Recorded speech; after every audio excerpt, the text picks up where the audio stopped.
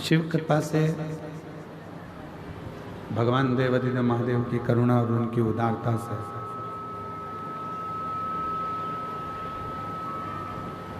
ये मानव का जो शरीर है, मानव की जो देह है, ये उसकी कृपा से और उसकी उदारता से आपको और हमको मिली है। अब उस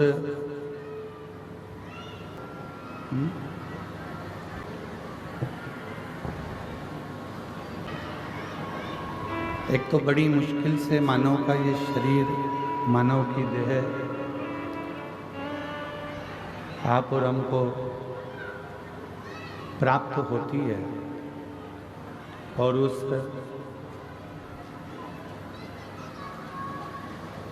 मानव की देह में भी अगर हम भगवान देवादिदेव महादेव की अविरल भक्ति को धारण न कर पाए,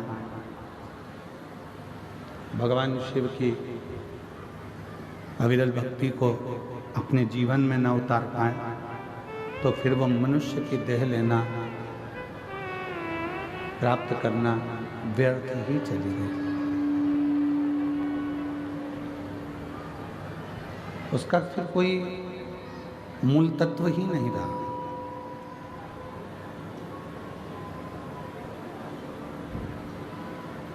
देखिए, 83,99,999 योनियां काटने के बाद ये 84,00,000वें नंबर की योनि मानव की प्राप्त हो, मनुष्य की मिली।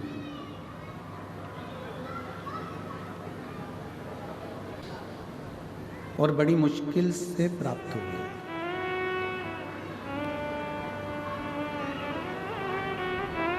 ना जाने पूर्व में कितनी कितनी योनियां हमारे को मिली, क्या क्या बनकर हम जन्म लिए, और उन योनियों को काटने के बाद में जब ये मानव की देह 84,00,000वें नंबर की ये मनुष्य की देह प्राप्त हुई, क्यों मिली?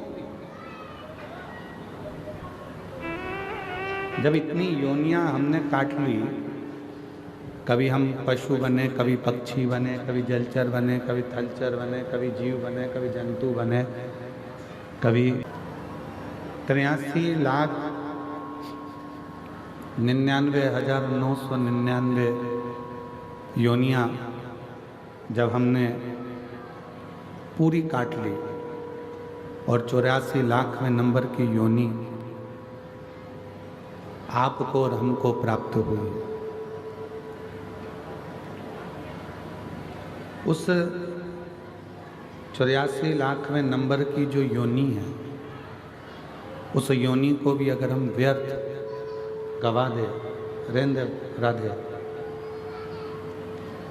84,00,000वें नंबर की योनि को भी अगर हम व्यर्थ में गवा दे, तो फिर उस योनि का कोई मूल तत्व ही नहीं।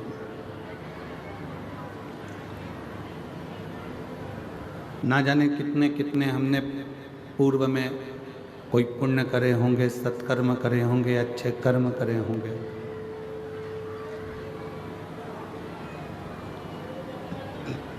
तब जाकर तो यह मानव की देह मिली।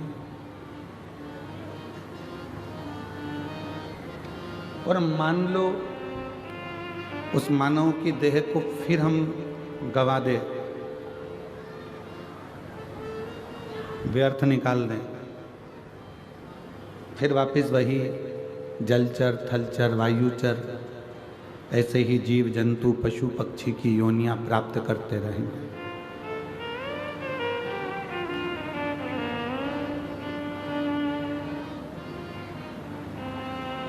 तैंतीस कोटि देवताओं में केवल एक देव हैं, देवादिदेव महादेव, भगवान शिव, त्रिकालदर्शी, कैलाशी, अविनाशी शंकर।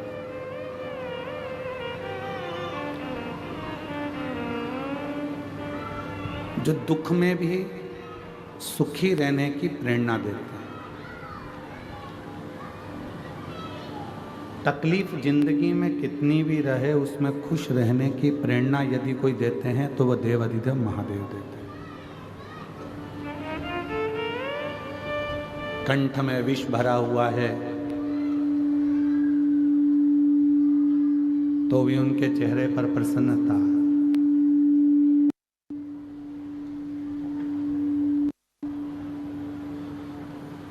गले में सांप पड़ा हुआ है तो भी चेहरे पर प्रसन्नता।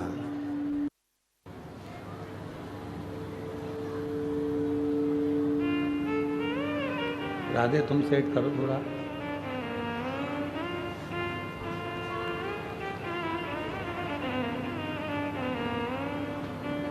कंठ में विष है, गले में सर्प है तो भी प्रसन्नता चेहरे पर बनी हुई है। और यही प्रसन्नता आपकी जिंदगी में होना चाहिए। यही प्रसन्नता, उसका कारण क्या? ये प्रसन्नता आपके जीवन को श्रेष्ठ बनाए। कोई आपको कितने भी नंबर दे कि हमारी निगाह में आप ऐसे हो, हमारी निगाह में आप वैसे हो, आप ऐसे हो, आप वैसे हो, उससे कोई मायना नहीं रखता। कोई आपको चोर कह दे, कोई आपको साहूकार कह दे, वो भी मायना नहीं रखता। कोई आपको ताना दे दे, गाली दे दे, आड़ा टेढ़ा बोल दे, वो भी मायना नहीं रखता। मायना क्या रखता है कि आप अपनी निगाह में अपने आप को क्या समझते हैं।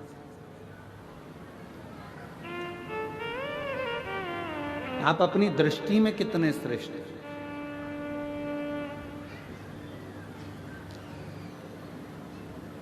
अच्छाई अपनी कंपनी का माल है,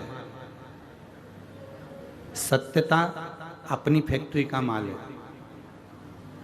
यदि आपके दृष्टि में आप सत्य हो, आपकी दृष्टि में यदि आप अच्छे हो, तो दुनिया में कोई भी मिलेगा ना, वो आपको सत्य ही नजर आएगा और अच्छा ही नजर आएगा। उसमें आपको कोई बुरा दिखेगा ही।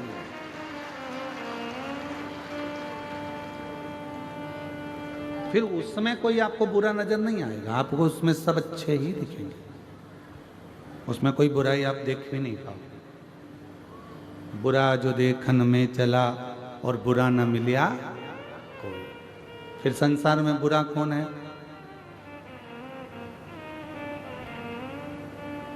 भाई बुरा देखने अपन चले और बुरा कोई नहीं मिला तो संसार में बुरा कौन है? सियोर वाला महाराज। बुरा है कौन? हम बुरा देखेंगे तो हमको बुरा नजर आएगा, हम अच्छा देखेंगे तो हमको अच्छा नजर आएगा।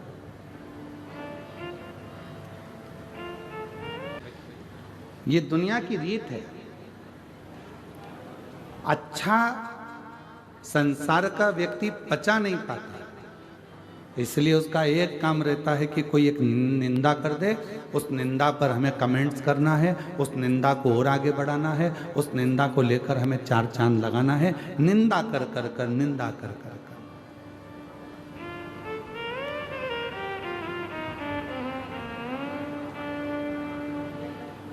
कहीं से ऐसा मालूम पड़ जाए कि इसकी निंदा करना है, बस वो निंदा को लाकर अपने को निंदा करना प्रारंभ करना है और जनमानस में उस निंदा को देना। क्यों? उसका कई लोग कहते हैं गुरुजी ये निंदा करने वालों को भगवान नहीं सुधारता। तो कहा परमात्मा ने इनको जानकर कर पैदा करा है, क्योंकि अगला जन्म इनका जो होगा, निंदा करने वाले का जो अगला जन्म, हमारे शास्त्र कहते हैं कि चुगली करने वाला, निंदा करने वाले का अगला जन्म कब्र बिज्जू का होता है। कब्र बिज्जू जानते हो? जो कब्र को खोद कर उसमें से मुर्दे को निकालता।